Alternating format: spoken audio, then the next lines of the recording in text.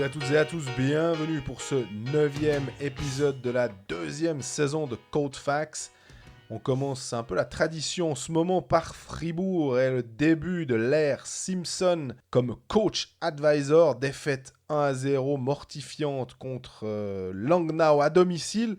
Genève, c'est aussi une défaite, mais finalement à Zurich 2-0, c'est permis. Surtout que Genève arrive quand même à gagner à domicile. Bienne, 2 défaites qui font chenille, on va dire. Un à Davos 5-2 et puis surtout à Rapperswil 5-3 alors que les Biennois menaient 3-0. C'est pas permis. Lausanne de son côté, 3e au classement et un gros match, grosse victoire contre Zug 2-1. Puis on finira par un petit détour nord-américain pour parler de 3 joueurs qui font l'actualité en ce moment.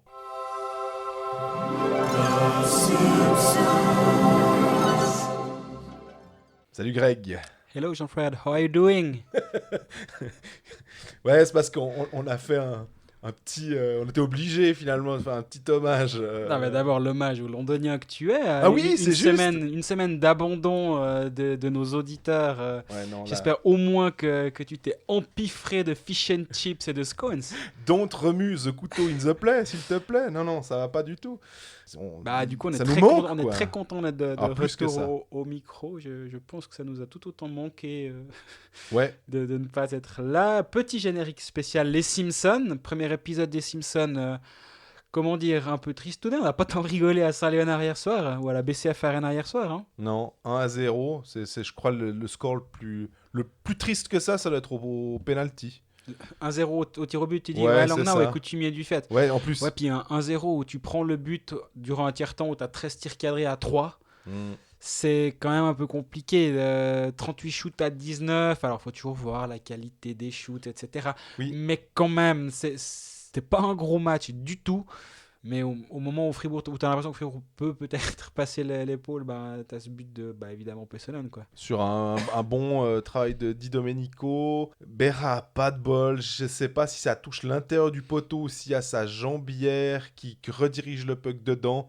C'était bizarre et franchement, tu te dis, est-ce que forcément on allait guetter, savoir si ça allait changer quelque chose de manière un peu naïve, je dirais, hein, parce que c'est pas parce que... En gros, il y avait juste Sean Simpson derrière le banc, mais l'envie, tout ce que Dubé a pu amener depuis sa prise de pouvoir, ça allait pas diamétralement changer parce que Sean Simpson était là. Alors, on entendait parler des ajustements, qu'il allait pouvoir peut-être amener un peu de tactique, par-ci par-là, des petites touches. J'ai regardé le match, j'ai pas pu voir, franchement.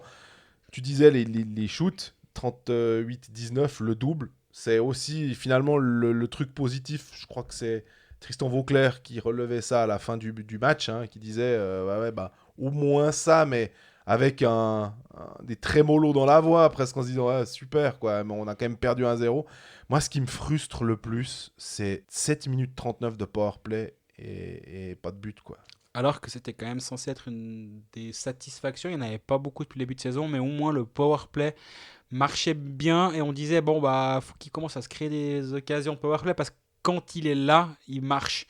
Je me rappelle aussi quand même d'un certain Greg qui disait mais Mathias Rossi, quoi, il a la cage vide. Mathias Rossi sur le côté droite. Il manque toujours Julien Sprunger quand même. Maintenant, on voit que dans certaines autres équipes, les mecs se lèvent, il y en a un qui va le remplacer, peut-être pas aussi bien, mais enfin, je veux dire, quand tu vois que Rapperswil arrive à battre Bienne 5-3, alors qu'ils mènent, ils sont menés 3-0, qu'il n'y a pas de Chervenka, enfin, il y en a d'autres qui sont là. Complètement d'accord, mais récapitulons un peu, parce qu'il me semble qu'on a 2 semaines sans Colfax, il y a eu pas mal de choses à Fribourg, et on a eu beaucoup de questions à ce sujet. Je crois que personne n'a rien compris à ce qui s'est passé en 2 semaines à Fribourg, et honnêtement, je crois pas qu'on est là pour dire voilà la vérité. Mais si on rembobine, donc Mark French est quand même viré, Dubé prend la place pendant 5 matchs, Simpson débarque pour être coach advisor. Toi, t'en penses quoi de cette situation finalement qui est nouvelle et qui a débouché sur un premier match perdu, mais bon, ça, voyons sur le long terme, mais déjà juste la situation en elle-même. franchement, tu te dis, Fribourg, vous avez réussi à trouver la seule solution que j'envisageais pas, en fait. Tu te dis, bah, il y aura un nouveau coach, ou alors il y aura... Ça me fait penser à Kaamelott, c'est systématiquement débile, mais toujours inattendu. Mais, Et je dis pas que c'est débile comme solution, mais là je suis obligé de citer Kaamelott à ce moment-là. mais que c'est inattendu. Enfin, Ouais. tu te dis, peut-être que ça peut marcher. Parce que moi, je pars du principe qu'on va laisser sa chance au produit. On va laisser le truc se faire plutôt que de gueuler, puis de dire, c'est ridicule. C'est pas parce que ça a jamais été fait, ou très peu tenté, à peu de choses près par le passé, que ça ne peut pas marcher. Maintenant, tu te dis, Shane Simpson, il a pas trop d'amour propre, ou alors est-ce qu'il voit un autre débouché en venant faire ça, en se disant, bon, moi, je risque pas grand-chose, je remets un pied dans le hockey suisse actuel. Au pire, ça marche pas, tant pis, ça marche, on se souviendra de moi, quoi.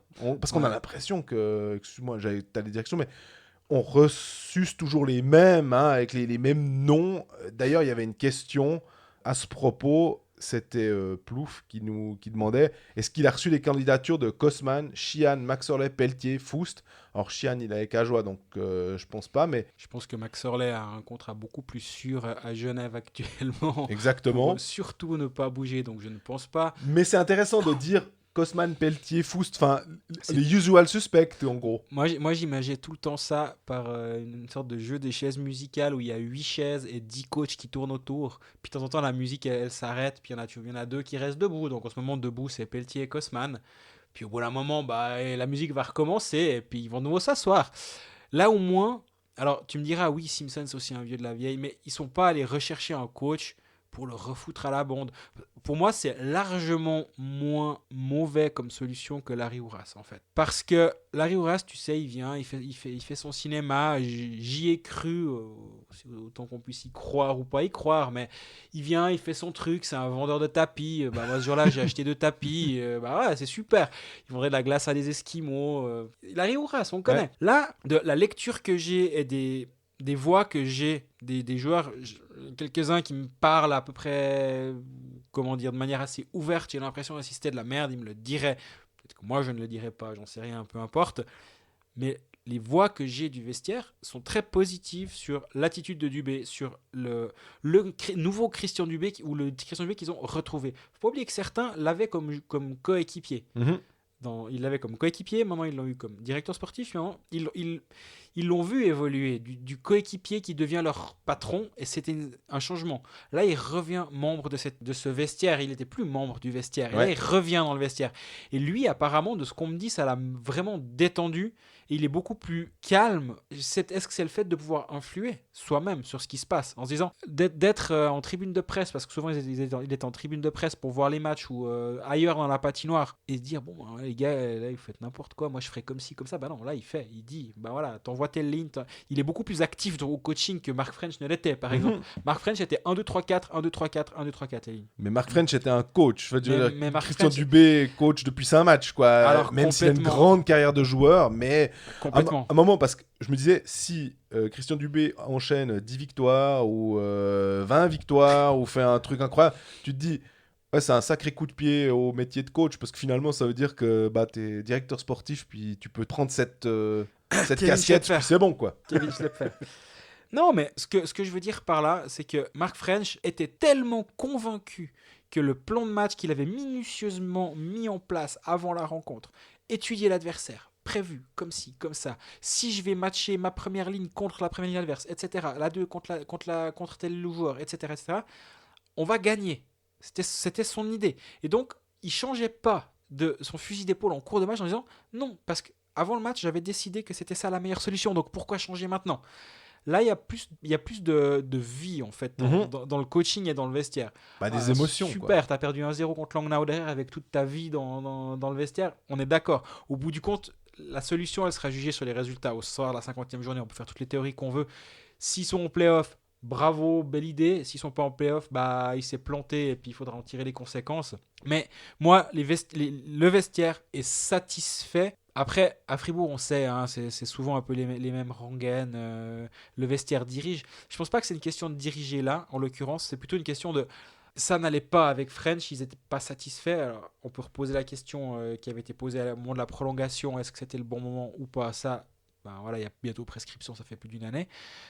Mais au moins, là, ils ont trouvé une solution, une façon de jouer qui convient, parce que c'est aussi ça le but, c'est de trouver un moyen de faire jouer les joueurs que tu as à Tes disposition. meilleurs éléments. C'est ça. Et à voir si ce mix...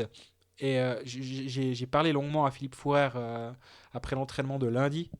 Lui comparait ça finalement au duo Fischer-Albelin en disant Fischer c'est pas le meilleur tacticien du monde, mais par contre c'est celui qui nous amène cette espèce de grinta, cette envie de jouer, Cette Swissness aussi, je pense ouais. il active cette Il est corde-là. là sur l'état d'esprit, l'énergie, etc.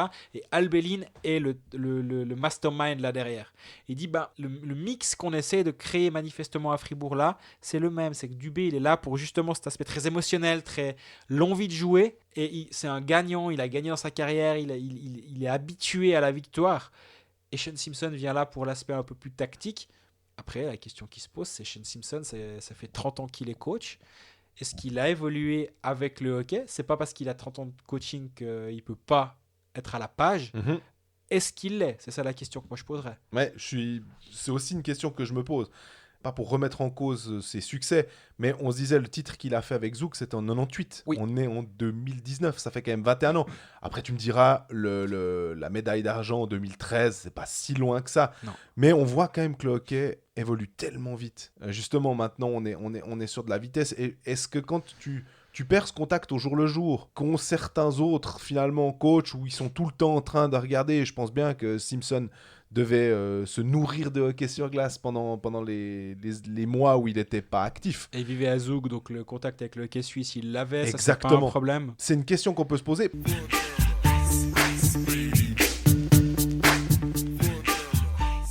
Par contre, je voulais juste aussi revenir sur un point sur le match contre Langnau, un truc qui m'a vraiment, vraiment frappé. Tu sais qui c'est qui a le plus de temps de glace sans regarder? Sans regarder. Ouais. Gunderson. Alors Gunderson, il a Je précise que j'étais à Lausanne. 24 minutes 41, qui est... Ça devrait être le plus grand temps de jeu. Voilà, c'est pour le défenseur, un peu le Henrik Tom Ernest de Fribourg. Non, c'est David Desharnais, 26 minutes 38. Et ça, c'est un vrai problème que j'ai aussi constaté sur le Dubé coach contre Davos. C'est sa première ligne offensive, elle a joué plus que de raison. Et sur le moyen terme, voire sur le court terme déjà, ça peut vite être problématique. Stolberg, 25-58, Rossi, 23-37. Et on a encore Motet à 21-53.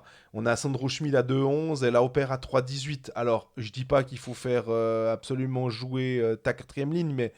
Des fois, justement, ces joueurs, un Boubi Lauper qui a beaucoup d'envie, qui va vouloir se défoncer forcément pour son club. 3 minutes 18, on se moquait aussi un petit peu de Lausanne la saison passée. On se moquait pas, mais c'était un problème l'année passée à Lausanne. Et d'ailleurs, c'est très rigolo au passage. Quand on le disait, pas que nous, on l'écrivait, c'était écrit dans le 24 heures par Jérôme Renard, etc. À l'époque, on nous expliquait quand même au club, non, il n'y a pas de problème, vous exagérez avec cette histoire de temps de jeu. Puis Jérôme a fait un article mardi matin à ce sujet sur les temps de jeu. Puis c'est Jonas Lund qui disait ouais, l'année passée, c'est vrai que les temps de jeu, c'était vraiment pas optimal. C'est rigolo comme une année après, du coup, là on peut dire que c'était un problème, mais sur le moment on le dit surtout pas. Non, vous cherchez toujours la petite bête, vous les journalistes. Bien sûr. Mais là où tu as raison, c'est que les temps de jeu sont problématiques à Fribourg actuellement. Circonstances atténuantes, mais tu me diras, c'est pas le seul club à avoir des blessés, on est d'accord. Mais quand il te manque le duo de ta deuxième ligne, Bikov-Sprunger, tu dois un peu plus tirer sur ta première ligne, parce qu'honnêtement, elle fait pas rêver cette équipe de Fribourg. Si tu lui enlèves deux éléments offensifs importants, à savoir ton meilleur attaquant suisse et ton soi-disant deuxième meilleur centre. Mais si on me dit que Bikov a commencé la saison blessé, il a joué blessé depuis le début de saison et que ça a pété récemment, je suis vraiment pas surpris. Tout ça pour dire que tu enlèves ces deux éléments-là, du coup tu te retrouves avec une deuxième ligne. Franchement, derrière Stolberg, Desharnais aussi, tu te retrouves à te dire c'est quoi la deuxième ligne? Motet, bon, Schmutz, Brodin, c'est ça ta deuxième ligne, c'est compliqué déjà. Donc, oui, parce que Valzer, tu le laisses en troisième ligne. Tu laisses Valzer dans sa troisième ligne avec Vauclair et Marchand, et après tu as Schmidt, Le Tac, Lauper. Honnêtement, c'est compliqué quand même de gagner des matchs avec ça. Après, c'est les limites du contingent de Fribourg-Gotteron actuellement. Ils ont pas une très grosse profondeur au niveau des attaquants. Et en termes de qualité, tu te retrouves vite à devoir faire jouer Lauper qui est censé être 13e attaquant, Schmidt qui est censé être à jouer ou à faire la navette. bah, tu les fais pas jouer, donc tout le monde prend les minutes. Les 18 minutes de Sprunger-Bikoff, elles sont pour l'instant réparties entre les deux premières lignes et c'est vraiment problématique. Autre chose qu'on voulait aussi aborder, je pense, c'était par rapport à Fribourg, pas sur le plan forcément sportif, mais sur le plan extérieur, c'est cette communication en fait qui semble être, je sais pas si on peut dire qu'elle est de 99, mais elle est pas 2019, mais vraiment pas du tout. Et qu'est-ce qui toi te fait dire que c'est pas ça? Moi, j'ai en tête la sortie du président Là, dans le commentaire de Pierre Chouvet dans la Liberté. Hein. de la Liberté au matin du match contre Langnau, donc hier matin, bah, en gros Hubert Weber dit quand même très clairement que si cette solution ne marche pas, il faut en tirer les conséquences et donc sous-entendu Christian Dubé va être viré à la fin de saison en cas de non-qualification au play-off. Alors qu'il a un contrat jusqu'en 2023 comme directeur sportif. Exactement. Qu'on soit clair, si tu fais pas 3 ans sur 5, sauf erreur avec Dubé, directeur sportif, les playoffs, c'est normal de se poser des questions, c'est normal d'anticiper, c'est normal de se dire que le conseil d'administration, ils réfléchissent et se disent bon, bah là, Dubé est en train d'abattre sa dernière carte. Faut pas être plus malin que ça pour s'en rendre compte que s'il faut le dégager, si Albert Michel et la BCF décident que Dubé il faut partir et qu'ils allongent le chèque et Dubé s'en va, ils pourront le faire, il n'y a pas de problème. Mais il me semble qu'on en a parlé d'ailleurs lors de l'épisode sur Fribourg. Les gens ont posé la question, est-ce que c'est un peu la DER pour Dubé? Puis on avait quand même dit que ouais là... Bah, il peut pas se permettre, avec la nouvelle patinoire, les nouvelles ambitions, plus d'argent à disposition, bah en gros il peut pas se permettre de ne pas faire les playoffs. Donc oui, cette réflexion elle a lieu d'être, c'est normal. Par contre, tu vas pas sur la place publique avec ça en disant si ça va pas, ceci, cela. Non, là j'ai l'impression qu'ils veulent se laver les mains en disant bah voilà, il est en train de nous faire son truc, là il prend Simpson, ok on a donné notre accord, mais si ça marche pas, il dégage. Hein. Donc sous-entendu, c'est pas totalement notre faute non plus. Donc il se débrouille avec ses histoires. Et ça, je trouve qu'en termes de communication, c'est désastreux dans les deux sens. Si Fribourg ne fait pas les playoffs, ben, tu le vires, tu tires les conséquences. Tu fais ce que tu veux. Exactement. Si Fribourg fait les playoffs, parce qu'on rappelle qu'il reste encore 38 matchs de saison régulière, il va falloir enchaîner les bons résultats, il va falloir gagner les matchs à domicile déjà, et c'est pas bien parti. Mais si Fribourg fait les playoffs, la rupture de confiance aujourd'hui avec Christian Dubé, moi je peux imaginer que Christian Dubé n'est pas très content de ce qui vient de se passer. Parce qu'en gros, il vient de se faire jeter sous le bus par son président. Et si malgré tout il y arrive, il dira bah, attends, il y a 6 mois tu voulais me virer en gros. Et là du coup, imagine ça se joue à 1 point au dernier soir. Donc c'est-à-dire que si tu, comme l'année passée, à un match la fin de saison, tu peux décider si tu vas le virer ou le garder sous couvert de on gagne ou on perd notre dernier match. En gros, j'imagine un scénario. Tu caricatures, mais ça, on peut en arriver à une extrémité pareille.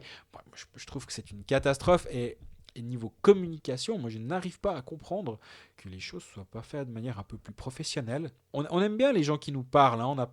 On est assez prompt à être agacé quand les dirigeants ne nous parlent pas et font la langue de bois. Donc ça c'est quelque chose à Fribourg qui a toujours été agréable. Mais au bout d'un moment, il faut aussi que les émotions soient sous contrôle. Et moi, j'ai l'impression que cette sortie-là prouve que les émotions ne sont pas sous contrôle, du moins à l'étage du conseil d'administration. J'espère que dans les étages inférieurs, c'est un peu plus sous contrôle. Et la solution, le choix fait par Christian Dubé, il croit en son équipe, parce que sinon, il ne viendrait pas à la bande. Il croit dans cette solution-là, mais directement, il se fait un peu... Ouais, comme je dis, jeter sous le bus. C'est quand même pas de l'extérieur. Moi honnêtement, si je suis joueur sur le marché et qu'on me vend le projet Fribourg-Gotteron de l'année prochaine, viens chez nous avec notre nouvelle patinoire, on va être super, tu dis mets un peu plus d'argent parce que au même prix qu'ailleurs, moi je vais ailleurs les gars. Ça me fait penser à ce que tu as souvent sorti comme expression qui finalement est hyper juste, c'est gestion pain fromage. Et je trouve que là on est en plein dans un truc, c'est familial, c'est sympathique, c'est tout, mais vu que tout d'un coup, tu veux entrer dans une nouvelle ère, quand tu veux entrer dans la cour des grands, tu te rends compte qu'il faut peut-être agir différemment. Je prends l'exemple de Bienne, parce qu'on aime bien comparer avec ce qui est comparable, et Bienne, finalement, sur le plateau des Pécalistes, Kimo Bellman a dit Bienne, j'aime bien, ils font bien leur boulot. Mm-hmm. Et j'ai rajouté aussi, je trouve qu'ils font à la biennoise. En fait, ils Ils ont bien compris qu'il fallait pas faire comme Berne, parce que ça va pas marcher. Ils ont pas le même budget, ils ont pas les mêmes spectateurs et tout. Bah, Fribourg devrait trouver une manière de faire à la Fribourg, mais un peu plus moderne finalement. Peut-être pas vendre complètement son âme et garder ce côté qui est toujours assez sympathique finalement. Maman se dit ah ouais bon bah soyons peut-être un peu plus je sais pas je vais utiliser le terme un peu plus des connards non mais soyons un peu plus méchants ou quelque chose comme ça mais soyons un peu plus ouais business quoi. Bah, complètement. Mais là, t'as vraiment l'impression que c'est malheureux pour les gens en place, mais t'as l'impression que c'est le club de campagne qui est toujours en train d'être à la campagne. Puis on fait notre tour. Ah, c'est Fribourg, les copains. Ça fait Ah, c'est 40 des ans belles qu'on entend ambitions aussi hein, qui sont annoncées donc Mais oui, et en fait, c'est le cul entre deux chaises parce qu'Hubert Weber dit quand même on va mettre 1 million de plus à disposition de Christian Dubé dès la saison prochaine. On veut le titre en 3-4 ans. Parfait, sois ambitieux. T'es le nouveau président, tu vends du rêve aux fans, tu veux vendre des abonnements, tu veux vendre une nouvelle patinoire, un projet. Ça me choque pas. Moi, qu'un club vienne et dise bah nous on aimerait viser le titre dans les 3-4 ans, je crois pas qu'il a dit qu'il veut le titre, il dit on veut être capable de viser le titre dans les 3-4 ans, sauf erreur c'est ça sa phrase, mais fort bien, pas de problème. Mais ça demande une professionnalisation à tous les étages. Et j'ai l'impression que certains clubs ont déjà franchi ce virage-là. Je pense notamment à Lausanne, je pense notamment à Bienne, tu as raison. D'autres l'avaient déjà franchi il y a un certain moment. comme Zoug. Zoug, c'est exemplaire ce qu'ils font. Le bassin de population n'est pas beaucoup plus grand, j'ai l'impression, à Zoug qu'il ne l'est à Fribourg. Hein. Mais Fribourg reste dans une autre ère à tous les niveaux. Et je pense que ça va commencer par une professionnalisation. Et je crois que c'est en route, accessoirement. Je crois vraiment que c'est en route. Mais cet exemple-là prouve que c'est malheureusement parfois encore pas à niveau. Après, à la décharge d'Hubert Weber, c'est sa première année en tant que président, je pense qu'il ne s'imaginait pas se retrouver dans un bourbier pareil après 3 mois. Lui, il a repris la présidence des pattes de Michel Vollet quand il s'en est allé. Ils avaient quand même l'impression d'avoir mis sur pied une bonne équipe et nous, on l'a dit. Hein. Moi, je dois mettre Fribourg 6e dans mes classements d'avant-saison ou 5e. Je détonne pas, je crois que c'est un peu une moyenne, 5-6. On était tous un peu dans ces eaux-là, il y en a un peu plus bas, un peu plus haut. Il s'attendait pas, après 6 matchs, à virer son coach, après 12, ramener Shane Simpson à la bande, puis devoir répondre à 1000 interviews. Je comprends qu'il puisse aussi être dépassé par les événements et que cette phrase est peut-être sortie d'un contexte, mais bref, le message qui passe est vraiment mauvais.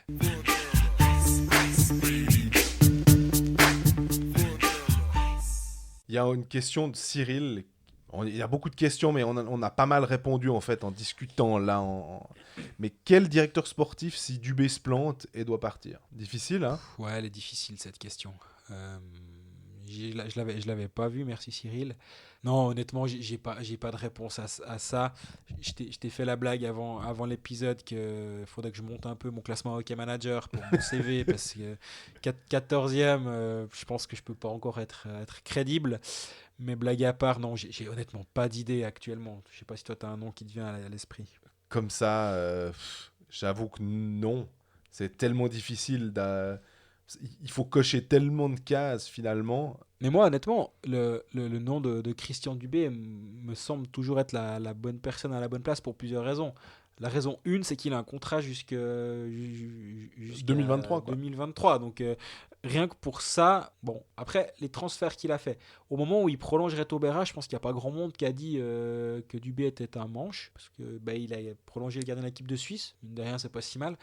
Au moment où il fait venir Philippe Fourer, globalement, et là cette saison Philippe Fourer va bien au passage, on ne sait pas jusqu'à quand. Mais il ne joue pas avec Gunderson et t'étais très content quand il avait... Au tout début, c'était une des premières choses qui a été et là, faite. ils les ont séparés. Ils l'ont reséparé, j'ai pas compris non plus, mais il y a sûrement une raison là derrière, mais bref. Il a un historique de transfert qui ne me choque pas ou ne me dérange pas, et il a un contrat à long terme, il a une vision.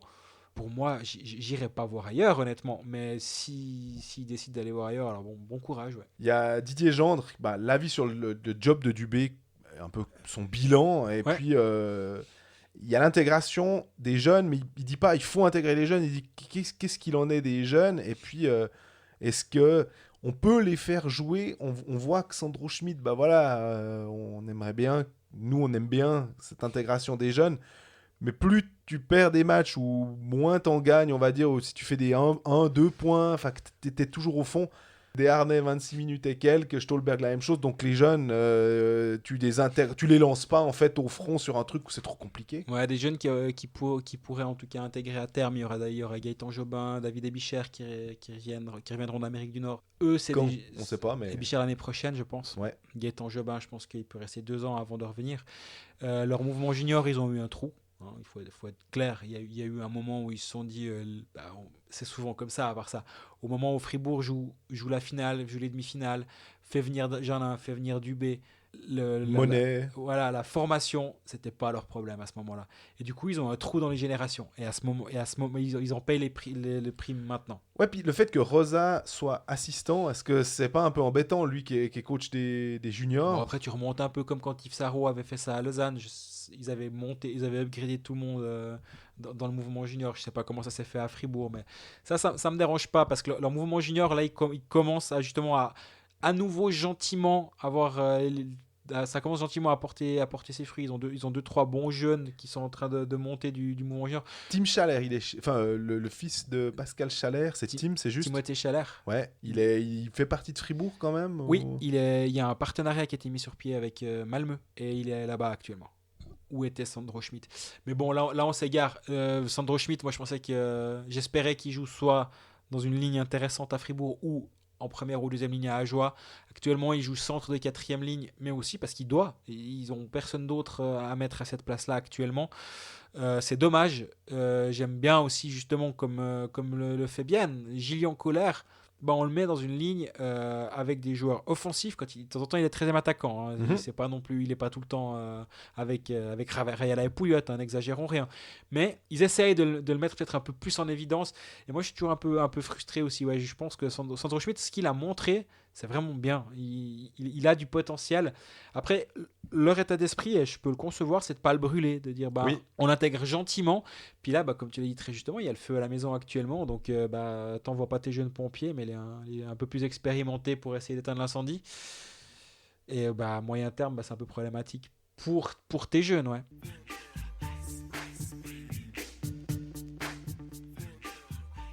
Après ce long passage obligé, j'ai envie de dire, sur Fribourg, on passe à Genève Servette qui n'aime pas les déplacements au Lunchstadion. Ça, c'est presque une certitude Je pense que maintenant. cette année, il n'y a pas grand monde qui va aimer se déplacer au Wallensstadion. À part toi, parce que comme ça, t'es Oh, content. ouais, j'adore aller voir jouer Zurich. Ouais. Voilà. J'adore. Mais c'est un déplacement qui est quand même compliqué pour les adversaires. Hein. Ouh là là, elle joue bien cette équipe de Zurich. Ils ont battu Genève en coupe. Ah, voilà, on va dire que c'était un petit peu moins important que le championnat. Et puis, mardi soir, victoire de Zurich 2-0. But de Prassel, but de Justin Sigrist. Début de deuxième tiers. Fer a tapé le poteau un peu après. Mais les attaquants genevois n'ont pas réussi à trouver la faille finalement face à cette défense zurichoise de ce maître coach suédois qui s'en sort pas si mal puisque Zurich est toujours leader. 27-20 au niveau des shoots. Hein. Et puis Zurich en a encore manqué 16 contre 6 pour Genève. Donc Zurich a globalement dominé son sujet. Mais Genève, maintenant, est typiquement, et on pouvait faire le même genre de remarque avec Bienne, et typiquement dans cette zone où si tu as fait ton bon début de championnat durant les 10 premiers matchs, derrière, si tu te contentes de gagner un match sur deux jusqu'à la fin de saison, tu vas aller en play-off. Et actuellement, Genève est à plus d'1,5 points par match, hein, avec 15 matchs et 23 points. Donc ils sont à un poil au-dessus. Si ils se contentent de faire leur 1,5 points par match qu'en fin de saison, ils seront au-delà des 75 points. Et donc, en théorie, et on ne vivra pas 2 saisons exceptionnelles comme l'année dernière avec 2 équipes larguées et une barre qui va se jouer très, très, très, très haut. Là, en ce moment, Genève peut se permettre de gérer en fait sa bonne phase en début de saison. Donc, tu gagnes tes matchs à la maison, ce qu'ils ont fait contre Langnau, ce qu'ils ont fait contre Lausanne. Tu vas perdre sur la route. À Zurich, tu as le droit. À Zurich, tu as le droit. À Bienne, tu as tous tes droits aussi. À Bienne, la manière est un petit peu plus compliquée, où il y a 6-1 après 45 minutes. Ils sont quand même pas mal fait tourner autour. Il y a juste 5 minutes au deuxième tiers où ils sont bien dedans, mais à part ça, c'est compliqué. Mais voilà, Genève ne pourra pas être tous les soirs dans le match, j'ai l'impression. Parce que justement, il y a certaines limites dans ce contingent. mais ils vont gagner, ils vont continuer de gagner des matchs. Et pour moi, ils sont sur une voie qui est finalement assez bonne actuellement, grâce à ce début. Si tu leur enlèves nos 2 victoires au début de saison, on ne tient pas le même discours. Mais là, ils se mettent à l'abri assez tôt. Et maintenant, ils peuvent justement être un peu plus en gestion. Parce qu'ils ont quand même cette phase avec 4 défaites de suite. Hein. Après, là, ils ont retrouvé victoire-défaite, victoire-défaite. Ils ont maintenant de nouveau ce rythme Exact. d'1,5 points par match, finalement, qui est le rythme idéal pour participer aux playoffs. Oui. Jusqu'à preuve du contraire. C'est là aussi, tu vois, parce qu'il ne faut pas oublier que Davos, si on prend les points par match, ben, Davos, c'est avec 1,67 et finalement 4e du classement.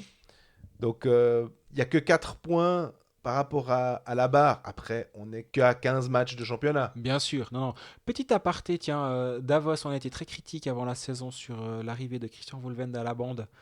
Je dis pas que Christian Wohlwend mérite de coacher en NHL pour autant, hein, mais elle est belle à voir son équipe. Moi, je les ai vus jouer J'ai lu ton article, ouais. 2 ou 3 fois depuis le début de saison et j'ai pris un plaisir l'autre soir pour ce Davos-Bienne. C'était un super match de hockey. Les 2 équipes étaient vraiment bien. Davos fait un très très très gros match, j'ai trouvé. Et de voir bah alors en plus Corvi bien joué, ça fait toujours plaisir. Mais même les Lindgren, les Tedenby, il y a même Marc Vizère qui a pas l'air complètement cinglé sur la glace et qui a même l'air d'être un joueur de hockey dans un système. Rien que ça, c'est déjà un petit exploit en soi. Jusqu'à quand, on ne sait pas, mais pour l'instant, c'est comme ça. Toute petite aparté pour dire que, franchement, voir jouer Davos, c'est un plaisir. Et au passage, je serai à Davos vendredi soir pour Davos-Fribourg. Je me réjouis vraiment. Juste, alors je continue cet aparté, désolé pour Genève, mais le Otso Takari qui est en train de flamber comme c'est pas permis, il a un contrat jusqu'au Pioche. 31 décembre. Tu penses que les autres clubs sont intéressés? Ah oui, mais la question c'est tu fais quoi? Parce qu'ils ont une option, alors... Ouais, t'as Nugren qui est sous contrat, t'as Rantakari qui marque un but par match à peu près, quand il est pas en grande forme, des fois c'est 2. Il est solide, il fait quasi tout juste sur la glace, il fait vraiment oublier Nugren. Ouais, je sais pas, mais si t'es en manque de défenseurs, il y a pire, hein. Mais bon, revenons au bout du lac Clément. Moi, ce qui me plaît finalement au bout du compte dans cette équipe, c'est qu'elle est solide dans les situations spéciales. Et ça, finalement, c'est quand même quelque chose qui peut te sortir de bien, bien, bien des problèmes. Boxplay, 3e de la ligue, 84%. Powerplay, 3e de la ligue, 23% de réussite. Bah, ces 2 armes, quand tu peux en disposer, ça change quand même bien la vie. Et ça te permet de voir l'avenir finalement assez sereinement. Alors certes, ils font un 0 pointé en power play en 7 minutes 29 à Zurich, on est d'accord. Là, ben voilà, il manquait Smirnovs qui va devoir aller chez le médecin dans la journée d'ailleurs, où il est allé dans la journée, je ne sais pas à quelle heure vous écoutez cet épisode. Ouais, des Ça, problèmes d'équilibre, exactement. a dit Jean-Philippe Presselwenger aussi lors de la retransmission. Donc ça c'est un petit problème. Tu as quand même ton power play, c'était un peu l'aspect un peu créatif du power play qui n'était pas là. Donc je peux aussi concevoir que ça change la donne. Mais le box play a tenu en plus de 7 minutes contre Zurich. C'est ça. Donc 7 minutes de Zurich en powerplay, ça veut dire, vu que Peterson shoot entre 6 et 7 fois par minute en powerplay à peu près, ça fait quoi, une quarantaine de shoots de Peterson au bas mot. On exagère un tout petit peu. Mais tout ça pour dire que les situations spéciales sont bien en place. Ça permet de voir vraiment, vraiment l'avenir assez sereinement. Maintenant, je trouve intéressant de voir comment les lignes ont été un petit peu remaniées avec justement Wiggles, Winnick, Rod en première ligne. On ne s'est pas reparlé depuis 10 jours. Hein. Ouais. Avant le dernier épisode, c'était pas le cas. Je trouve intéressant. Alors Winnick aux engagements, il a souffert. Hein. La Garrett Rowe a sorti un 11 sur 12. C'est plus de 91%. Faudra... Alors peut-être que Rowe est exceptionnel ou qu'il a connu un match où il était particulièrement en feu. C'est quand même une pièce importante si tu veux poser le jeu en zone offensive. On se souvient d'ailleurs qu'un des buts, c'était un des buts lors de l'ouverture de la Vaudoz Arena. L'engagement gagné en Exactement. zone offensive. Bah voilà, tout ce genre de petits trucs. Quand tu as un set play qui est fait et que tu sais quoi faire quand tu gagnes l'engagement, bah mine de rien, en perdant 11, c'est rien que sur le coup là. c'est chaud, quoi. Ouais, bon, Zurich, c'est une des meilleures équipes de la ligue en face-off. Donc, Mhm. c'est pas une surprise non plus qu'ils se soient fait un peu manger dans cette statistique-là. Mais aller perdre 2-0 à Zurich, honnêtement, il y a aucune honte là-dedans, disons. Et Robert Mayer fait son match, hein. Il n'est pas hyper mis à contribution sur le premier tiers. Il y a plus de tirs zurichois, mais ils sont pas forcément très très dangereux. Mais c'est 27 tirs, 2 buts encaissés, 95% d'arrêt. Là aussi, hein, au niveau des gardiens, il y a pas de problème. Moi, je vois pas de graves problèmes à Genève. Je vois une glissade, disons, parce qu'ils étaient en sur-régime au début de saison. Et on rappelle, c'est toujours la même chose, hein. Vous pouvez calculer votre PDO, donc le puck luck, à savoir en additionnant le pourcentage d'arrêt des gardiens plus le pourcentage de réussite au shoot, Mhm. qui doit donner un 100% de moyenne, Ouais, un c'est ça, à 100, peu près. 101, 102 Il y a pour les bonnes quelqu'un, équipes. Steve Montandon, qui nous a mis d'ailleurs des statistiques sur notre page Facebook. Ah, j'ai pas vu. Avec une moyenne, effectivement, qui doit être à 100,1, un truc comme ça au niveau du moyenne de la ligue. Donc c'est Voilà, mais assez... c'est toujours un peu comme ça, 10% au shoot, 90% d'arrêt, en gros, on schématise, c'est un peu moins au shoot, un peu plus aux arrêts, mais on en est par là. Et en début de saison, Genève était mais en surperformance totale, avec des gardiens à 97% d'arrêt, des shoots à 10 et quelques, t'es à 107% de donc PDO, c'est le puck luck, en gros, la chance, et il y a une phrase de Stéphane Rochette qui commence un peu à faire date, qui s'appelle la loi de la moyenne, comme il le dit, donc tout tend à revenir vers la moyenne. Et c'est juste. C'était pas possible de tenir sur le long terme à 97% d'arrêt de tes gardiens. C'est normal que ça redescende. Les shoots, ils en sont restés plus ou moins aux mêmes statistiques. Et donc voilà, ce glissement, il n'est pas anormal. Et c'est juste qu'à une époque, ils gagnaient des matchs qu'ils n'auraient peut-être pas dû gagner. L'exemple le plus frappant, ça reste quand même le hold-up à Lugano. Je crois que ce jour-là, ils ont appelé la police du côté de la Rezega. Honnêtement, ce qu'ils sont venus voler ce jour-là, c'était du grand banditisme. Ouais, c'est Ocean's Eleven, là. Ah ouais, alors complètement. 35 chutes à 17, tu repars avec les 2 points, tranquille. Gauthier Desclous avait tout sorti. Vraiment, moi je pense vraiment qu'ils ont appelé la police ce soir-là. Donc voilà, des soirs comme ça te fait 2 points de plus au compteur. En théorie, tu dois le perdre ce match. Voilà, maintenant les matchs qu'ils doivent perdre, ils les perdent. Les matchs où ils sont bien dedans, ils les gagnent. C'est assez positif. Juste se rendre compte que le début n'était pas forcément tenable. Est-ce que c'est un problème? Non, surtout pas. Genève est pour l'instant reste une bonne surprise des débuts de championnat à mon avis. Et puis le prochain match pour Genève, c'est Ambri Piotta vendredi. Ça sent, là de nouveau, tu perds à Zurich, tu as le droit. Bah, maintenant, tu te joues une équipe d'Ambri Piotta qui a perdu à domicile contre Berne. Elle est prenable, cette équipe d'Ambri. Surtout que derrière, Tu vas à Berne. Tu vas à Berne, t'accueilles Zouk, t'accueilles Lugano, tu vas à Fribourg.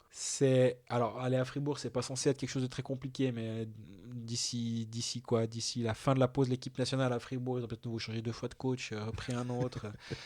Mais blague à part, Sprunger et Bikoff, en tout cas, Sprunger sera de retour, Bikoff peut-être, ou je pense pas encore tout à fait, mais Sprunger sera de retour. Bref, on se projette beaucoup trop.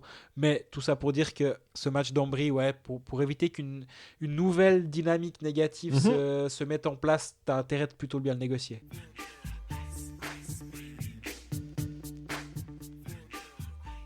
Alors, le théorème Colfax qui veut que plus tard on parle de l'équipe, mieux elle va. Et moi, en l'occurrence aussi, parce qu'on a parlé de Fribourg aujourd'hui. Hein. Voilà, mais ça s'applique un peu difficilement à Bienne en ce moment, on précise bien en ce moment, parce que Bienne reste sur 2 défaites. On a loué le système biennois, le fait que vraiment c'est un plaisir de les voir jouer. Puis là, bah, il y a des défaites 5-2 à Davos, dans les montagnes, et puis défaite 5-3 mardi soir à Rapperswil. Alors, c'est clair que c'est 2 déplacements. Hein. Autant la défaite à Davos, à la rigueur, on peut... elle est pardonnable. Autant celle contre Rapperswil, quand tu mènes 3-0, t'as pas le droit. C'est juste ça. Quand t'es bien, que tu mènes comme ça, t'as pas le droit de la perdre, celle-là. Quand tu mènes 3-0 à la 36e. Et que tu mènes 3-1 à la 50e. Sans aucun problème. Hein. Ouais, elle est compliquée, celle-là. Hein. Mais, voilà. Elle est vraiment compliquée. Je me fais pas de soucis pour eux parce que on sait qu'avec Tormenon en général, les longues périodes de défaites pour Bienne, ça arrive pas trop. Hein.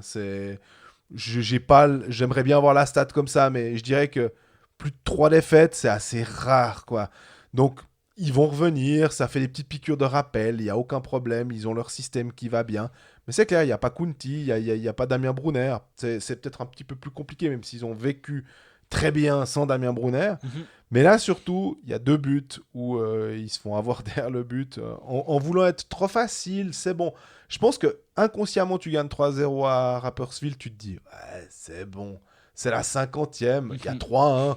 Petit avertissement, on a pris ce but, mais ah ouais, c'est bon. Puis tu fais pas l'effort. Ouais. Tu te dis, ouais, c'est bon. Mais non, c'est pas bon. En fait, les autres en face, je sais pas s'ils ont été comme des morts de faim, mais ils ont joué à 100% le coup.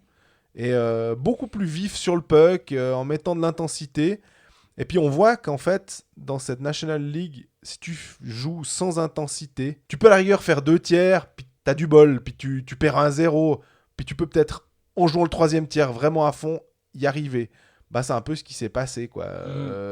C'est peut-être, je sais pas si au niveau des stats avancées, ça parlerait beaucoup, parce que d'arriver en 10 minutes à renverser le truc, C'est assez dingue hein, quand même. Ça- Comme, c'est rare. Je te dis honnêtement, depuis le match à Lausanne, c'est drôle. Parce que j'ai eu patinoire de la Vodaz Arena, on n'arrive pas à envoyer nos textes, on n'a pas de notification. C'est toujours l'angoisse. Donc j'en suis resté à 3-1 pour Bienne. Et au moment où je peux à nouveau avoir des notifications, j'ai reçu les 4 push Oui, des buts mais de Rapperswil, bim, bim, bim, bim. Et il y a eu un problème avec le site de la Ligue parce que j'étais aussi sur le site de la Ligue et j'étais pas à la Vaudoise Arena. Donc, il y avait vraiment un problème. d'accord. Pour te dire, le truc le plus drôle, c'est que les sites de Paris, un qui commence par Bet puis qui finit par 365, mettaient 5-3 pour Rapperswil. Je regarde le site de la Ligue, je vois 3-2 pour Bienne. Je me dis, il y a un problème. Et en fait, celui qui avait raison, c'était le site de Paris. Donc, il y avait eu un souci.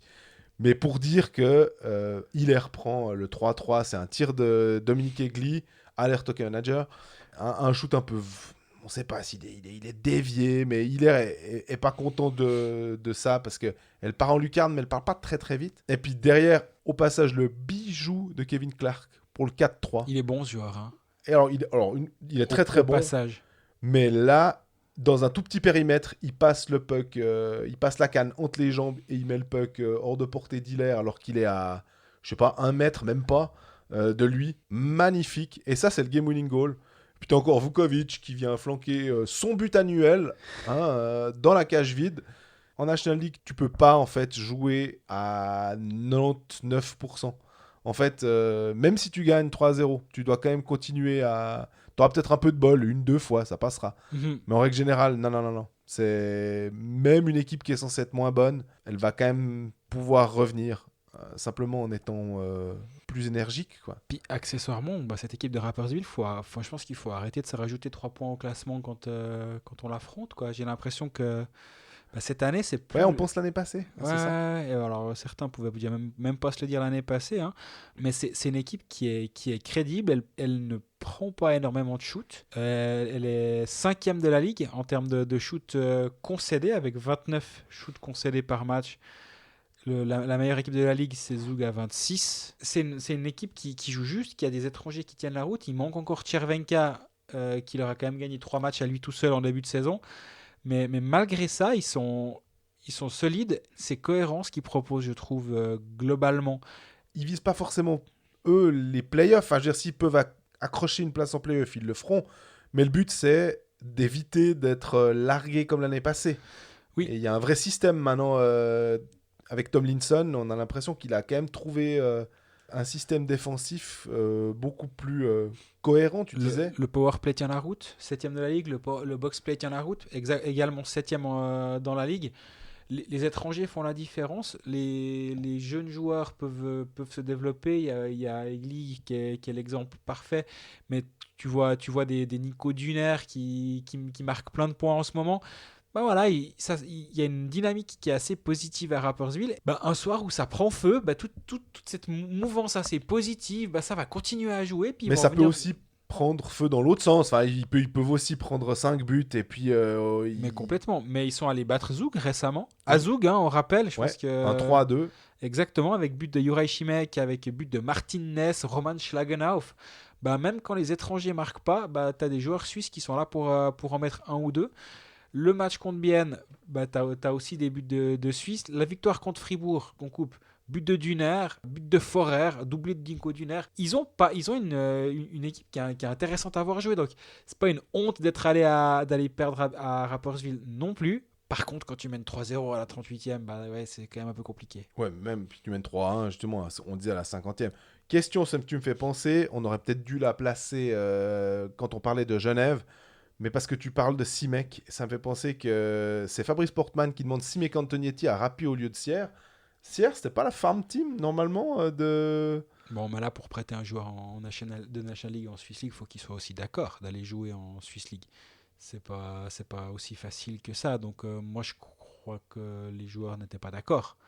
Je n'ai pas la réponse à cette question, hein, mais moi, je crois vraiment que c'est une question de volonté. Et les transferts de Ligue A à Ligue B, que tu remontes de Swiss League en National League, il y a aussi un nombre d'occurrences maximum pour les joueurs de plus de 23 ans. Ouais. C'est plus compliqué que d'envoyer un mec pendant un mois à Rapperswil. Mais c'est assez amusant, mine de rien, de voir que Simek, dans un contexte différent, alors peut-être que c'est tout nouveau, tout beau, et puis que on en reparle dans 5 matchs, puis il a plus un point, hein.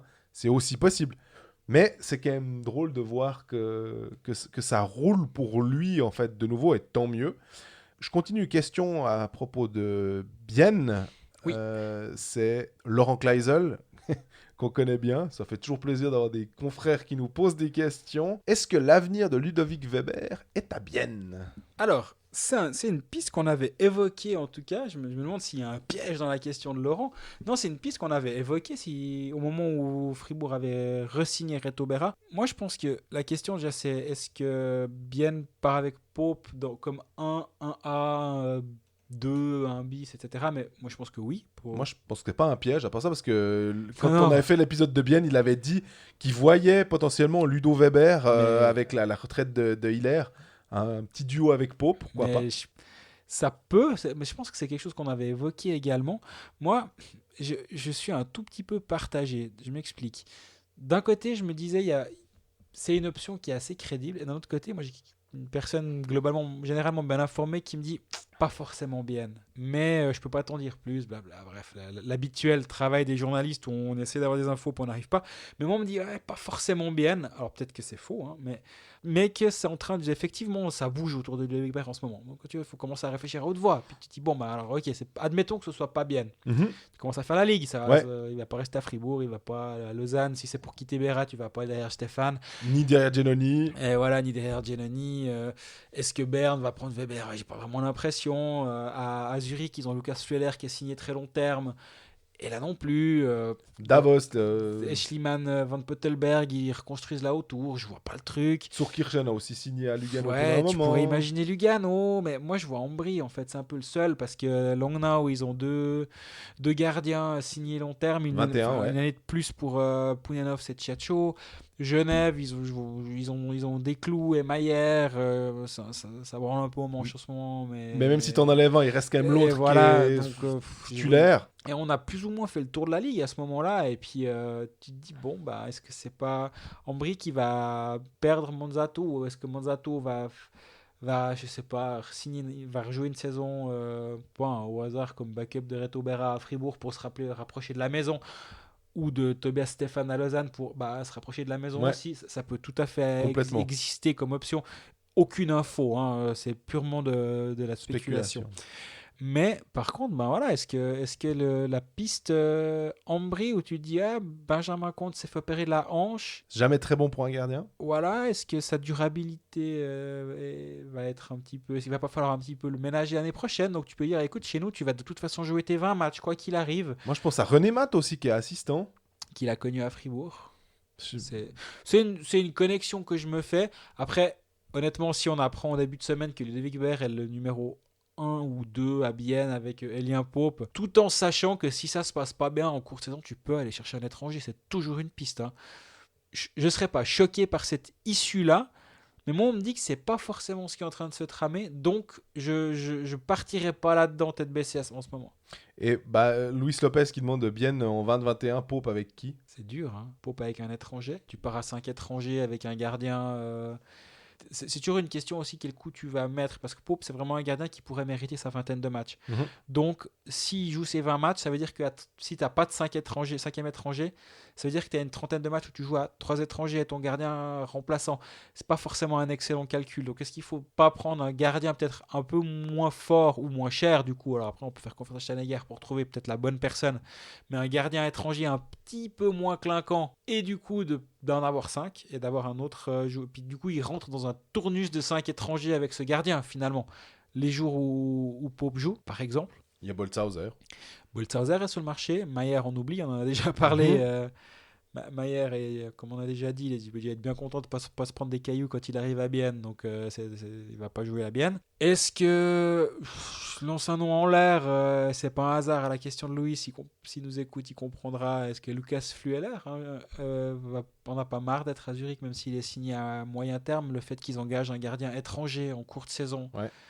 Est-ce que vraiment c'est stable comme ça à Zurich avec lui? Je sais pas. J'ai encore une fois, là, je spécule. Tourkirchen, il a encore une année de contrat à Lugano, mais bon, où Lugano fait quand même souvent un peu tout et n'importe quoi, donc je sais pas s'ils vont le garder. Bref. Il y a aussi ce Joey D'accord qui aura un passeport suisse. C'est le nom qui flotte comme ça un peu. Ouais, alors lui est en train de faire une sorte d'ascenseur émotionnel de la NHL vers la AHL, vers la ECHL actuellement. Ça se passe pas très bien ce début de saison de Joey D'accord. Je vois pas le truc, c'est compliqué de partir avec lui comme gardien titulaire alors qu'il a quoi? Il a 23 ans. Mm-hmm. Il a peu d'expérience. Là, il a joué quoi? 3 matchs cette saison de CHL avec les Brampton Beasts. 88% d'arrêt, 3,55 buts encaissés par match. Alors après, attention, 3 matchs de jouer.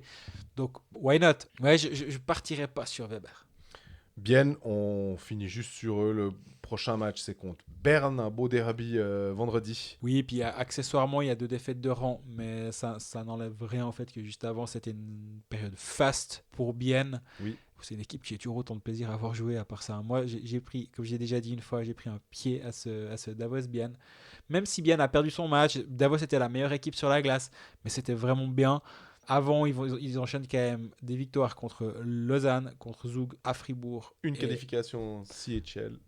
Une qualification en CHL, une victoire contre Genève, qualification en coupe à l'arrache contre Ambry.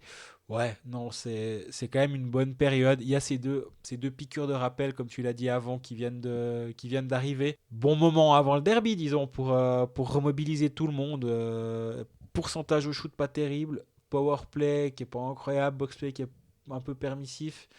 Il y en a Siller qui fait un match moyen, puis tu es vite dans la mouise. Donc ça va très vite dans les deux sens. Et je pense que Terminen va faire ça bien de nous les remettre d'aplomb. Ouais. Puis après, lundi, c'est un peu spécial parce qu'il joue lundi contre les Tigers. Et puis mardi, contre Zurich à domicile. Donc ils ont un calendrier qui est assez costaud là. Exactement.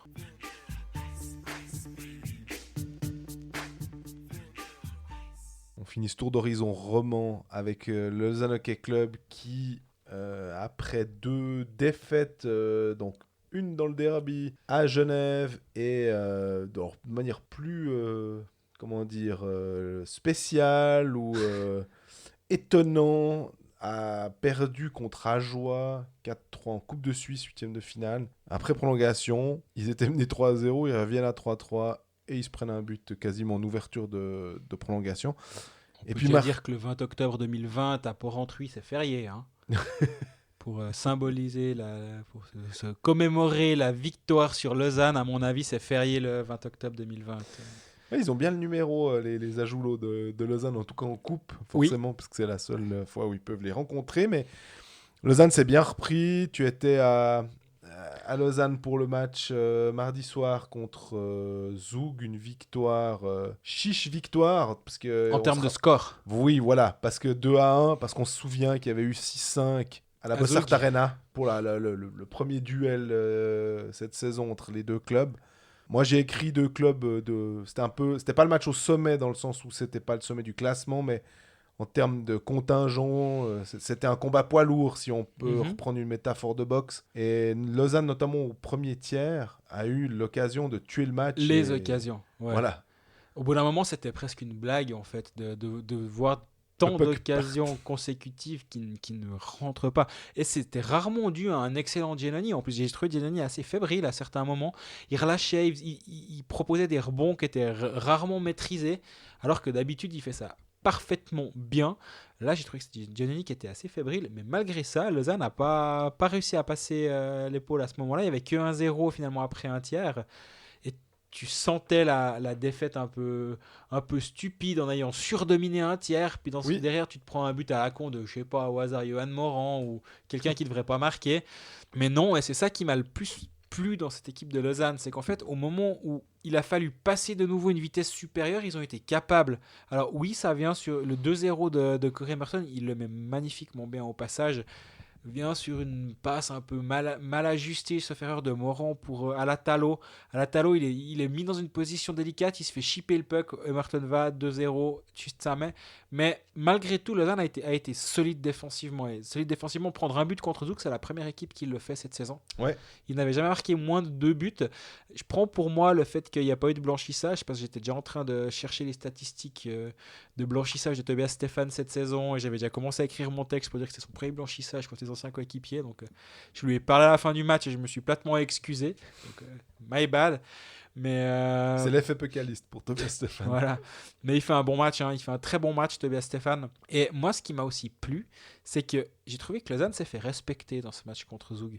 C'est pas une victoire contre Zoug où tu dis oh là là, c'est un exploit de Lausanne, c'est extraordinaire, c'est ci, c'est ça. Non, en fait, Lausanne a fait le job. Lausanne Ouais. est une grande équipe de championnat, a gagné comme une grande équipe de championnat contre une autre grande équipe. Finalement, c'était un match entre deux belles équipes et Lausanne a mis les coups, a plus mis de coups qu'on a reçu, je trouve. Et ça m'a marqué. C'est ce qu'on disait des fois, comment arriver à être une grande équipe. Ben, ça passe par des petites victoires comme ça. Ça se verra peut-être pas en play-off, peut-être que Lausanne se fera éliminer, mais c'est avec ce genre de match, c'est avec ce genre de victoire que tu progresses finalement en tant que club, on va dire, dans l'ensemble, finalement. Puis que tu te rapproches de Zoug, que tu te rapproches de Berne, même si Berne en ce moment ça va pas, mais c'est pas ça aussi que ça te donne comme impression. Ouais, ouais, je suis complètement d'accord avec toi. Puis, C'est un tout petit cran, hein. ouais, ouais, mais c'est exactement ça. C'est que les choses se mettent gentiment en place et pour moi, ça me plaît bien ce qui se passe actuellement.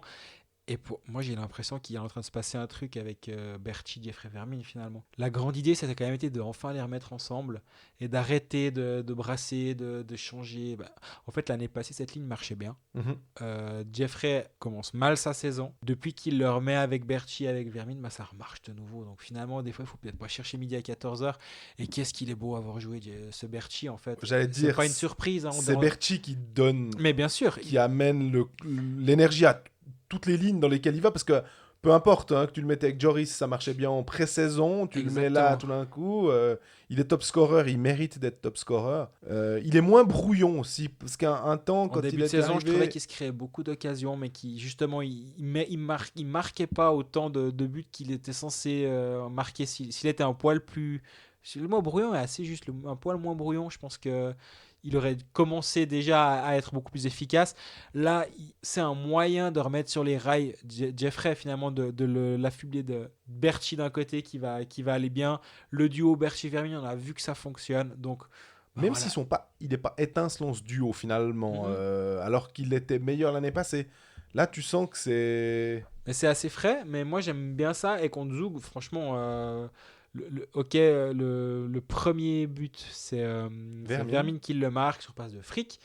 Mais le job dans le coin, c'est Berchi qui le fait, qui remonte ce puck à Frick, à la bleue, qui après lui passe de l'autre côté à Vermine. Mais Berchi, il fait il fait vraiment une grosse impression. Au passage, Frick, j'ai trouvé qu'il avait bien joué. Il fait des jeux intéressants. Il n'a pas beaucoup joué, il doit avoir un peu plus de 13 minutes de temps de jeu, ce qui n'est pas énorme finalement.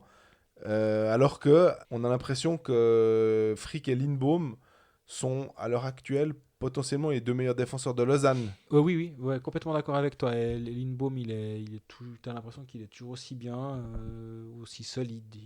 Il apporte plus un peu que l'année passée, je trouve. Il m'a l'air d'avoir un rôle un peu plus en vue. Sans doute qu'il est débridé aussi par ses entraîneurs. Enfin voilà, ils nous disent les joueurs aussi que on voit que Lausanne est beaucoup moins défensif que l'année passée. Ils tentent un peu plus, ils ont un forechecking qui est quand même plus haut.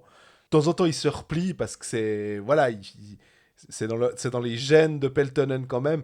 Mais tu sens que la bride a été assouplie finalement. Oui, mais par contre, moi, je commence à m'inquiéter. Alors, m'inquiéter, je vais dormir, hein, pas de souci, mais je retrouve un peu ces temps le Cody Almond que j'aimais pas voir à Genève. Dilettante? Ouais, vraiment, je retrouve de nouveau un peu ce joueur-là, et je sais pas à quoi c'est dû. Est-ce que il faisait la même chose avant, mais que ça, il y avait une production offensive, donc est-ce que ça masquait un petit peu certaine nonchalance à certains moments, ou je ne sais pas. Mais ces temps, j'aime pas trop voir jouer Cody Almond, et j'espère que ça va pas devenir un trend négatif, parce que il marche beaucoup par période, Cody Ouais. Almond. Et là, ces temps, j'ai un peu de peine, je dois dire. Le powerplay en Berne, par contre, alors je sais pas à à quand remonte le dernier powerplay marqué, peut-être contre les Flyers, hein, non, non, mais non, mais on doit pas être loin de ça. Et par contre, du mieux en box-play, hein. Oui, alors là, quand tu te retrouves contre Zug, et puis Zouk ne marque et pas que en tu marques et powerplay. que tu prends pas de but en box-play, c'est que t'as quand même bien fait le job. Mais ouais, le power play de nouveau, compliqué, hein. C'est 13,33%. Et bon, on avait vécu sauf erreur, c'était Fribourg l'année passée qui avait commencé aussi de manière pénible. Puis après, ça devient une sorte de. Les journalistes commencent à te poser des questions. Alors, c'est pas notre faute, hein, et ils ont pas besoin de nous pour bien ou mal jouer, on est bien d'accord. Mais du coup, ça commence à rentrer dans la tête. Puis tout le monde commence à parler de ça. Puis après, ça devient très très vite un cercle vicieux. Ouais. 13%, c'est clairement insuffisant. Maintenant, on va dire que si tu gagnes tes matchs, et la moyenne de points par match de Lausanne actuellement est En excellente, 85, ouais. voilà, malgré un power play absolument dégueulasse, ben, je le prends comme une bonne nouvelle finalement. Parce que le jour où le power play va marcher, ben watch out, quoi. Ça va vraiment être impressionnant, parce que ça l'est déjà beaucoup. Je trouve que Lausanne dégage quelque chose d'assez impressionnant, honnêtement. Alors, tu me diras, j'étais pas présent au match contre Genève. Je pense que c'était beaucoup moins impressionnant ce soir-là, hein. Mais là, moi, je reste sur cette impression que j'ai vue contre Zug. J'étais contre Lugano aussi, j'étais présent au match. Prochain match contre Zurich, ça va être Ah, aussi. alors Alors, celui-là, je paierai pour y être, hein. Je n'y serai pas, vu que moi, je serai à Davos. Mais ça va être joli, ça, je pense, vraiment. Et beau test. On peut aussi voir à ce moment-là, je pense que Lausanne a vraiment envie de marquer les esprits. On l'a vu contre Zug. Ils ont vraiment brassé devant le gardien. Stéphane, on l'a vu mettre 2-3 coups. Quand tu vois Stéphane, qui est le mec le plus gentil du oui, monde et le plus calme du monde, je suis allé lui parler un peu à la fin du match. Pas seulement pour m'excuser d'avoir porté la poisse, mais aussi pour voir, voilà, comment lui il avait anticipé ce match contre ses anciens coéquipiers. Est-ce que cette nervosité qu'on a sentie, est-ce que c'était dû à ça? Puis lui il me dit non, c'est pas du tout dû au fait que Steven anciens coéquipiers. C'est juste que, en fait, on doit montrer qu'on existe, qu'on est une grosse équipe. Et bah, ils viennent nous emmerder. Bah, on parce que ça, on n'est montre. pas encore une. Enfin, c'est ça, c'est vraiment. Il faut C'est prouver. exactement, c'est une équipe qui est en maturation, on va dire. Et ça passe par ça passe par un statement de temps en temps. Et ce match contre Zug est un statement. Ouais, parce qu'il est plus important de gagner contre Zug à domicile que. Alors, les supporters te diront: ah non, mais pourquoi est-ce qu'ils ont perdu contre Genève? C'est un derby et tout. Mais c'est plus important de gagner ce match-là à domicile contre Zug et de montrer que tu réponds présent contre une grosse équipe que éventuellement de battre Genève. On est désolé pour les supporters, mais je pense que les coachs sont plus satisfaits de cette victoire-là. Parlons de supporters, des questions. Verne, top ou flop? On n'en attendait pas, dans le sens. Je pense que les journalistes n'en attendaient pas des monts et merveilles de Verne, hein. T'avais pas. Quand t'avais eu un. Centre défensif, aucun impact en Suisse, m'avait-on Voilà. dit. L'impact. Voilà. On parle d'impact, mais il a bien impacté des joueurs qu'il a punaisé dans la bande en ramassant des matchs de suspension. Mais sinon, effectivement, si on s'attendait à un gars qui allait remplacer Corey Emerton et marquer peut-être 1 ou 2 buts par match, raté, est-ce que c'est pour autant un flop? Si on part du principe que ce que tu as dit de la définition même de ce joueur, Centre défensif, aucun impact en Suisse. Bah, si c'était ça ton attente, bah, on n'est pas déçu. J'ai toujours pas pu faire de blague sur Jules Verne dans un de mes textes, donc j'aimerais bien qu'il reste encore un petit peu, mais je crois vraiment qu'il va pas rester, hein. LHC va-t-il tout perdre? C'était Fabrice Portman, donc cette question sur Verne top flop. Et puis, même personne qui nous pose cette question, LHC va-t-il tout perdre à jouer sur tous les tableaux? On peut déjà effacer la coupe, hein, Voilà, il y ça, a un c'est tableau de moi là. pratique. Et puis, on va encore parler de la Champions League, parce qu'on a 2 questions de Champions League, ça permet de parler de ça. On a donc 4 clubs sur 5 qui sont qualifiés, à savoir Zug, Berne, Bienne et Lausanne. Oui. 3 ont fini premier de leur groupe, les 3 sauf Berne. Il y a des questions. Est-ce que c'est Tom Maillot qui dit est-ce qu'un club suisse peut la gagner cette année? Et puis Babas qui demande la Suisse a l'air de la prendre au sérieux, cette Champions League. Et puis en notant que pour la première fois, la Suisse est devant la Suède au ranking, ce qui est quand même assez impressionnant quand on sait que la Suède, elle rigolait pas trop avec cette Champions League, qu'elle a gagné plusieurs fois Du avec coup, Luleå. ça nous a fait paniquer. Les brûleurs de loups de Grenoble, ils comprennent plus si c'est un club suisse ou suédois qui débarque d'ailleurs, Ouais. vu qu'ils ont mis l'hymne suédois. Hein. Contre Bah, Berne. c'est marrant cette question par rapport à la Champions League. Lors de son interview, le premier jour où il arrive à Fribourg, j'ai posé des questions à Shane Simpson de bah voilà, comment il jugeait l'évolution du hockey. La question a été plutôt orientée le hockey a évolué et toi. Mais je pense que j'ai dû la poser de manière un peu trop, avec trop de détours. Lui, il m'a parlé de l'évolution du hockey suisse. Fort bien, c'était pas inintéressant. Et il m'a dit, je trouve que le hockey suisse a fait un step en avant ces dernières années qui est incroyable. On s'en rend peut-être pas compte quand on est tout le temps au contact du hockey suisse. Mais quand on le compare avec ce qui se fait à l'étranger, la progression est énorme. Et il m'a dit, je serais pas surpris que cette année un club suisse remporte la Champions Hockey League. Il n'a pas cité d'équipe. En tout cas, si Berne et Lausanne passent leur premier tour, ils s'affrontent en quart de finale. Ça nous donnerait un Suisse en demi-finale en tout cas. Mhm. Ce serait en tout cas déjà bien. Zug est costaud aussi, hein, mais bon, bien aussi. Zoom, bah, tous. Hein. Je vois bien. Je peux imaginer qu'un club suisse gagne la Ligue des Champions Ouais. cette année. Effectivement, ouais.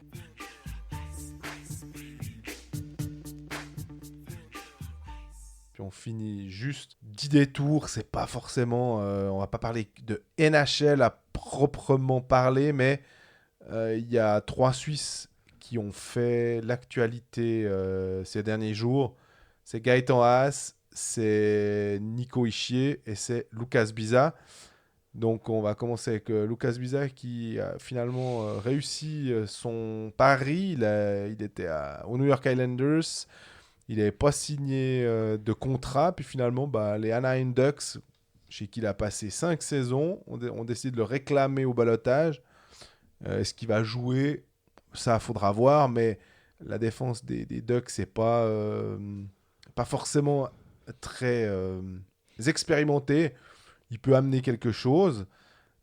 Après, on a Nico Hischier qui a signé un contrat de 7 250 000, 7 ans, un peu plus de 50 millions au total. Je t'avoue que, honnêtement, j'étais quand même un peu surpris par la valeur Ouais, du truc. Je trouvais que c'était haut.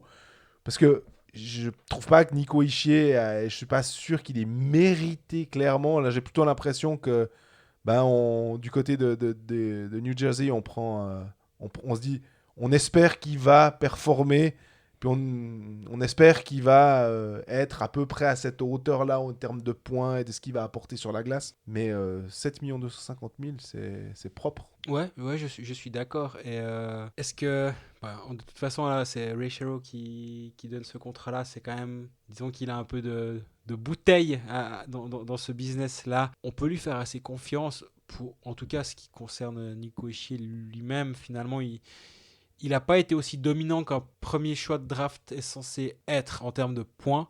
Mais du coup, ça prouve aussi qu'il amène d'autres choses sur la glace quand il joue, finalement. Et ça va au-delà des buts et des assists que nous, on peut peut-être de temps en temps un petit peu regarder avec un peu de trop d'insistance ici. Ouais, mais Hein. ouais, non, mais je dis, en Amérique du Nord, faut quand même voir que quand ils font l'arbitrage et tout, ils se basent sur quoi? Ils se basent sur les points, quoi. Ouais, non, t'as raison. Donc, oui, on regarde peut-être, on se focalise peut-être beaucoup trop là-dessus et puis pas assez sur le travail défensif.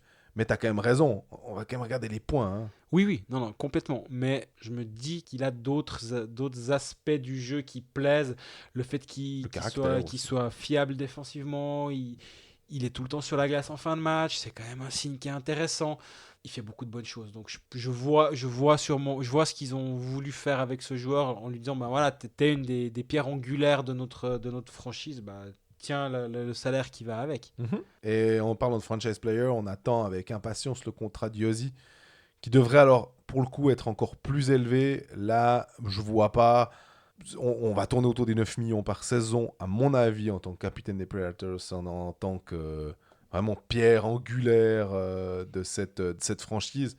et ce sera parfaitement mérité. Je dis pas que Ishii ne mérite pas, je suis juste surpris par la somme qui... Ouais. Tu m'aurais dit 6 millions, j'aurais tout à fait compris en tant que centre, mais 7 millions 250, je me dis, les agents ont fait un bon petit boulot, quoi. Dernier petit détour américain avec Gaëtan Haas qui a été rétrogradé en AHL. Ils appellent ça un peu un reconditionnement, parce qu'ils lui ont dit, voilà, tu vas aller jouer 6 matchs à Bakersfield. On aimerait que tu t'améliores un peu dans ton jeu offensif. Ça me fait un peu sourire, parce que je pense que Gaëtan sait quand même jouer offensivement, mais il faut bien se rendre compte qu'aux États-Unis, c'est la meilleure ligue du monde. Et puis ils disent qu'ils attendent un peu plus de lui comme sonde de 3e ou 4e trio, en espérant qu'il peut amener un peu plus d'offensif, parce que jusqu'à présent, il a un assist. Je pense qu'il ne faut pas voir ça comme un échec. Moi, je trouve assez positif. Il a quand même des matchs où ils lui ont donné plus de 10 minutes de temps de glace. Tout n'est pas à jeter de son premier passage en NHL. En NHL, c'est quand même... Il a joué en NHL, mais finalement, ça reste... Et il n'était pas ridicule. Incroyable, il n'était pas ridicule. Effectivement, moi, je pense que... nous, on le dit chez nous quand on pense à un Sandro Schmidt qui devrait plus aller jouer à Ajoie, jouer des premières, deuxième lignes pour progresser avant de revenir à Fribourg-Gotteron. C'est la même chose, mais 4, 5, 6 échelons plus haut, finalement, ce qui est en train de vivre Gaëtan Haas. Il faut se mettre dans une autre réalité. Le Fribourg-Gotteron, c'est les deux exemples. Mais voilà, le Fribourg-Gotteron, c'est Edmonton qui envoie son joueur avoir des responsabilités, du temps de jeu, s'adapter. Powerplay. Revenir meilleur. Powerplay, exactement. Revenir meilleur au bout de ce petit passage par le cran d'en dessous. Espérons pour Gaëtan que ça se passe comme ça. Ouais, puis il y a aussi des moves avec Sam Gagné. Ça, c'est des moves de salary cap. Puis c'est des choses qui sont plutôt compliquées à comprendre chez nous, parce que c'est pas forcément que sur le jeu proposé par le joueur. Parce que concrètement, il a pas été ridicule, mais il se fait quand même pousser parce qu'il faut faire de la place pour un autre, etc. C'est des choses qui, de notre point de vue, sont des fois assez difficiles à envisager, parce que quand tu le vois qui fait le roster pour l'ouverture, tu te dis waouh! Tu dis c'est bon, quoi. Mais voilà, non, c'est pas bon. En fait, c'est ça En gros, c'est ça qu'on comprend là-dedans, c'est que c'est pas parce que tu fais l'effectif dès le départ que tu as réussi. Non, parce qu'il y a des échelons en dessous, parce que il y a plein d'implications, comme tu dis justement. Rappelle-toi de Siegenthaler qui a été renvoyé très brièvement à AHL alors que c'est un des défenseurs majeurs de Washington pour des raisons de salary cap. Bref, il y a plein d'implications qu'on ne maîtrise pas, disons, qu'on essaye de maîtriser depuis ici. Bottom line, on va dire, Gaëtan va avoir quelques matchs pour se mettre bien en évidence à Bakersfield.